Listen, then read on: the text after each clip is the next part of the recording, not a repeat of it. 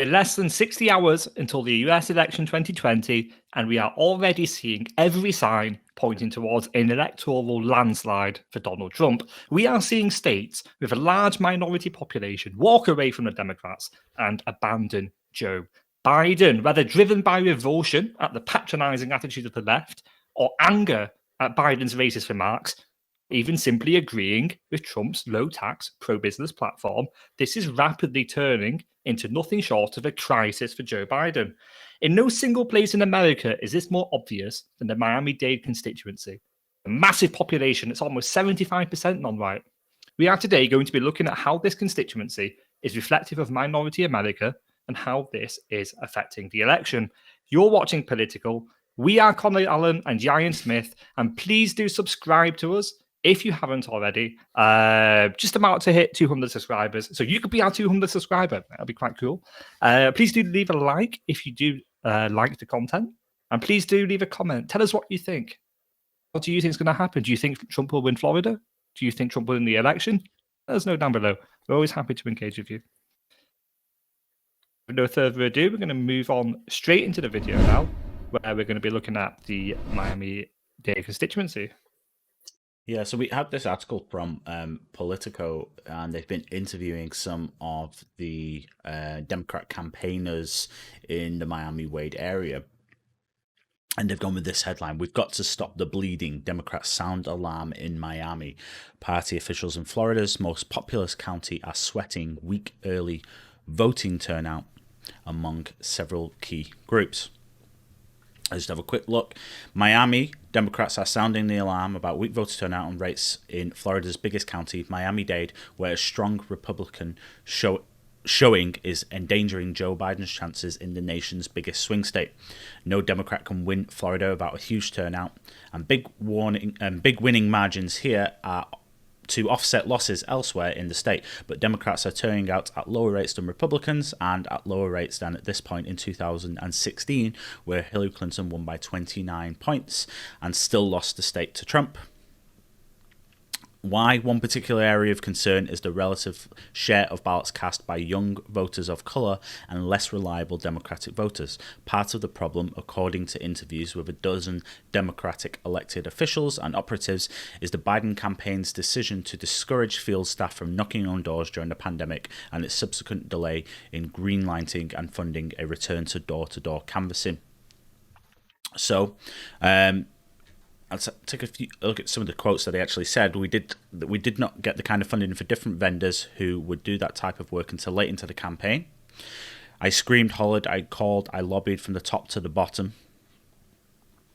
And there is not the turnout here in the black community that I've seen in the past. I can speculate about the reasons, but the fact is it remains concerning.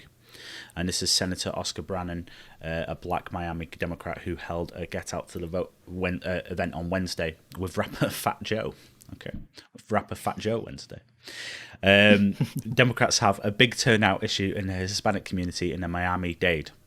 Hispanic Democrat turnout is only 48%, while Republican Hispanics are at 57%. And that level of a gap doesn't exist in Broward and Orange. It's just Miami. So when I read this, and they're talking about how, young black voters aren't turning out and Hispanics aren't turning out, and they seem really concerned and surprised about this. The image that I get in my mind is just like the surprised Pikachu.jpg, and it's like, oh, wait, so we've ran a candidate who has a history of making racist remarks, especially towards black communities, and has done so repeatedly during this campaign. And we're just really surprised that there's not that much enthusiasm for Biden as there was for Obama. It's just very strange among black voters. I can't figure out why that might be. We really didn't expect that.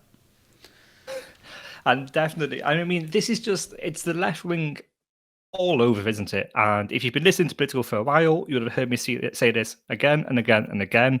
They treat minorities in nothing short of contempt. They assume that the black and the Hispanic voters automatically vote for them. It's wrong. It's patronizing.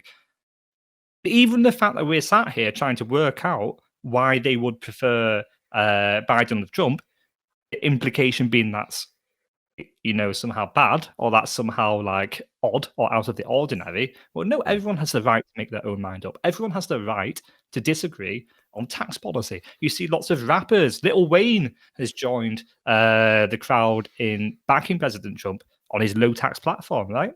So history of contempt from the Democrats, I think. Yeah, absolutely. I mean, if you have a look at the demographics in the Miami-Dade area, this is obviously from 2010, so you probably expect it to change somewhat in the last 10 years. But you can see the Hispanic or Latino makes up 65%, and then it has a 17% Black demographic.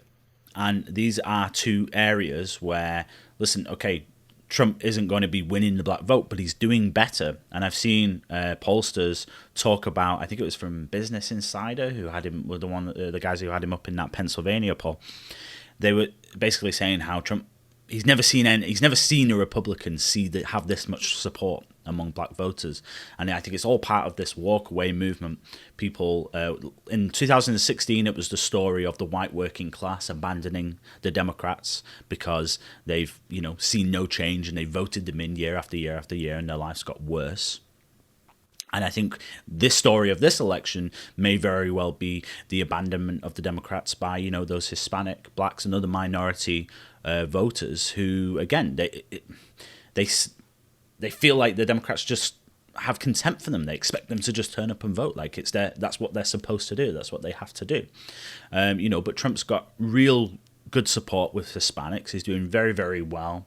A lot of Hispanic enthusiasm. We've seen all of those, boat parades and parades in Florida, especially in South Florida.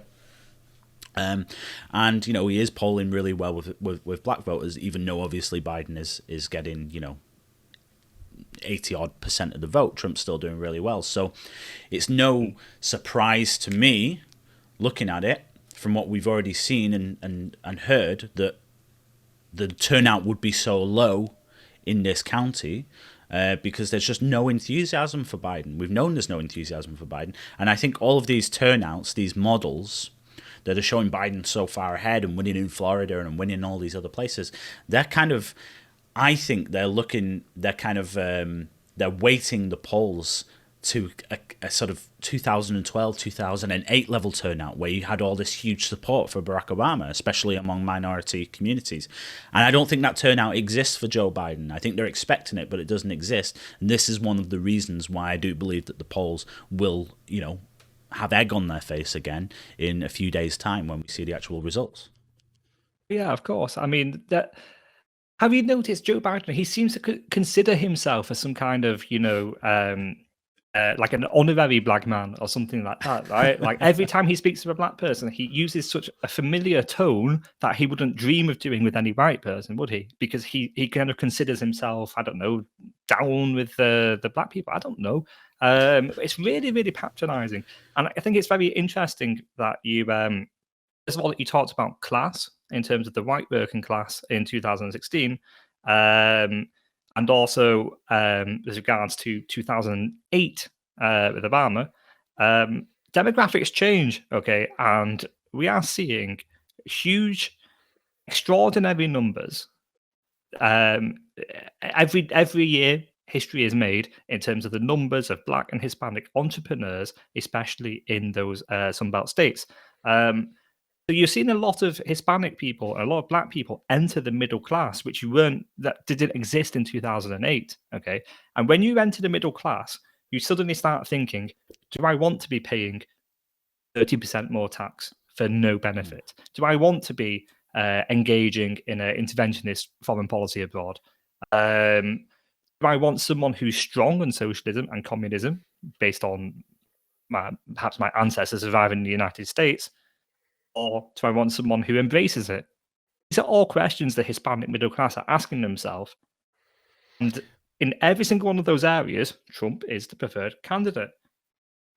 Yeah. Not only that, Biden's a very, very weak. Sorry to interrupt you there. Biden is very, very weak. He's very unattractive to these Republicans. And it's Biden who has to make up the ground. Biden has to go and outperform Hillary Clinton. He's not. Yeah, absolutely. And I think a very key group, a very specific group, and you touched on it there, are the Cuban Latinos, and they make up quite a considerable number of the Hispanics. In Florida, especially, obviously they've come from a socialist state, and they do see, like, listen, maybe if Biden likes to portray himself as this moderate, this brilliant, amazing moderate, the reality is that he's picked a vice presidential candidate to run with him, who has one of the most left-leaning, if not the most left-leaning Senate record, voting record. And we can see, anyone can see, it doesn't matter what Biden says, we can see ourselves the continuing rising level of control that the far left has over the Democratic Party. And it seems that it's going to tip in their favor eventually, because they're just growing and growing in numbers, and they're getting more and more support. You have, obviously, what do they call them? The squad, the of that justice, the Justice Democrats of AOC and Ilhan Omar and those people. They're such a small group. They don't make up a considerable amount of representatives that the Democrats have, but they're so vocal. They seem to have such influence over policy already. I mean, a lot of Biden's platform is based upon their policy, like his Green New Deal is based upon the AOC and Bernie Sanders' Green New Deal. So a lot of these people, these Cubans who have come from socialist states, they came to America to escape that. They don't want to vote that back in, Not just Cubans, by the way, Venezuelans too. Venezuelans have entered the US in such large numbers since the collapse of the Venezuelan economy. I'm privileged to know quite a lot of Venezuelans who live in Florida and other states, and they say exactly the same thing. They don't want socialism, and I think what's not helped Biden as well. If you cast your mind back to 2008 with Barack Obama, the same concerns were there about Obama. He also had the most liberal voting record in the Senate before he ran for president. But when he went on stage, when he went on to the debates, he exposed himself to scrutiny. He won over. He addressed those fears head on. Joe Biden hasn't been scrutinized at all during his campaign. And all those things, he could have challenged those accusations that Bernie Sanders and the squad were perhaps controlling him or pulling the puppet strings behind. He's not done it. And that's made him look weak, and it's making him look ineffectual. That's the big difference between Biden and Obama, I think. Yeah, and listen, I just want to kind of wrap this up and bring it together just before we close the video. Let's just have a quick look then about the polls and what this might mean on the broader electoral map. Obviously, as I said, I indicated that a lot of these polls are based upon a kind of 2012, 2008 level turnout among certain demographics. And on 538, obviously right now they're giving Donald Trump this 10 in 100 chance, which obviously they were wrong 4 years ago. They could be wrong again this year. We won't know. But if you did flip Florida for Trump, then suddenly that goes up to 29. And if you sort of, in these other toss-up states, if you don't get that Hispanic turnout in somewhere like Arizona, and also you don't get that black turnout in somewhere like North Carolina, then suddenly Trump is favored, and it's Biden that needs to kind of hold on to all of the Rust Belt states at that point. And you'd probably expect Trump to pick off one or two of them. So I think it's looking... Sorry? He's realised it. And if you just look at the pattern of where he's holding rallies in the final, well, like I said, 60 hours until the election. Yeah, exactly. He added that extra rally in Minnesota that we talked about. I don't think he'd visited the state before then. Didn't really expect it at all to even be in play. But the reality is that it's really tightened up there.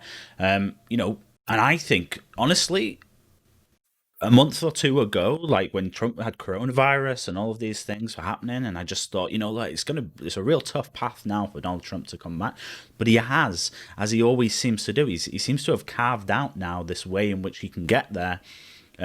He's got that support that he didn't have in 2016. He's increased support with Hispanics. He's increased support with black voters, and they're not enthusiastic about Biden either. I think when you take those things into account, I really do think he's going to pick up almost all of these toss-up states in the South, and it just means that as I said, he's going to go into the Rust Belt just really needing just a Pennsylvania to take him to carry him over the line. So that's the way I see it.